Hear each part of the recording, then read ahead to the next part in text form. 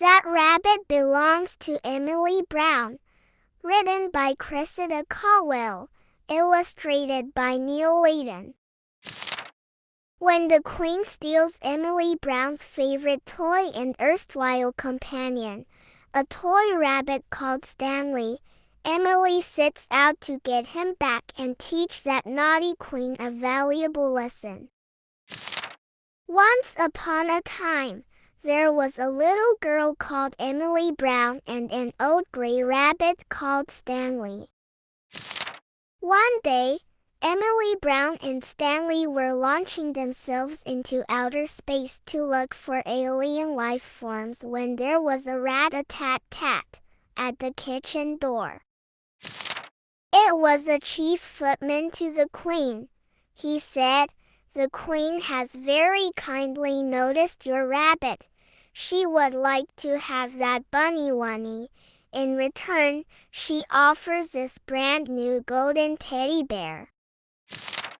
Emily Brown looked at the Queen's teddy bear. It was stiff and new and gold and horrible.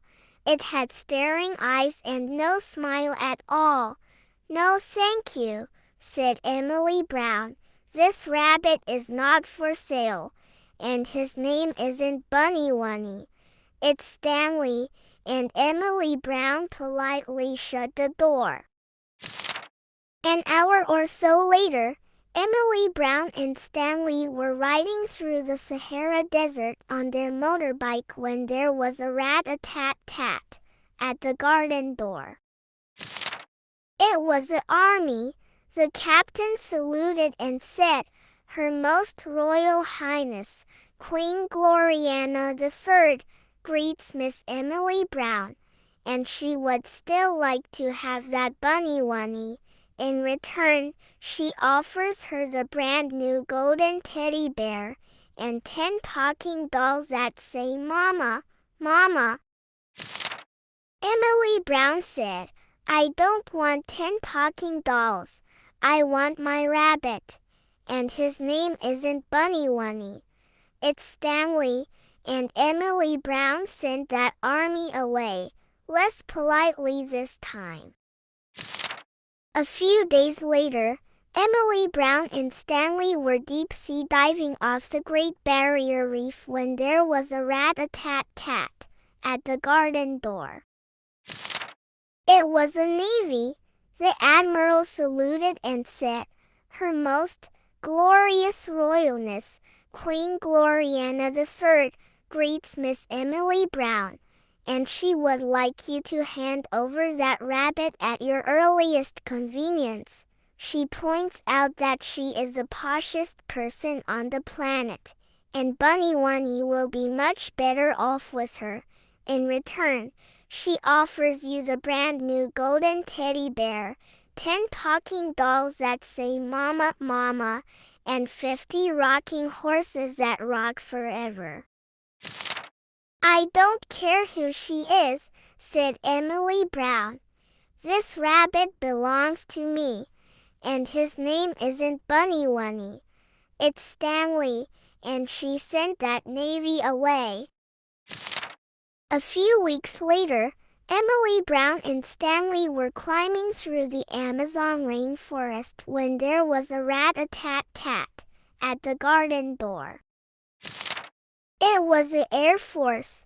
The wing commander saluted and said, "Her Excellence, the Most Mighty Queen Gloriana III, greets Miss Emily Brown, and says she must have the bunny wunny right now or she will not answer for the consequences. In return, we will give her a brand new golden teddy bear, 10 talking dolls that say Mama, Mama, and 50 rocking horses that rock forever, and all the toys she could ever desire. The Royal Air Force." Now Emily Brown was fed up. She sent that Air Force away, and she pinned a big notice on the garden gate that read, "This rabbit is not for sale and his name is not Bunny Wunny, it's Stanley, Emily Brown." A few months later, Emily Brown and Stanley were lying fast asleep in bed, dreaming of all the adventures they would have the next day, when there was absolutely no noise at all at the door, or the gate, or the window. Silently, in crept the Queen's special commandos. Shh! And they stole the rabbit that belonged to Emily Brown. When Emily Brown woke up the next morning, for the first time in her life there was no Stanley.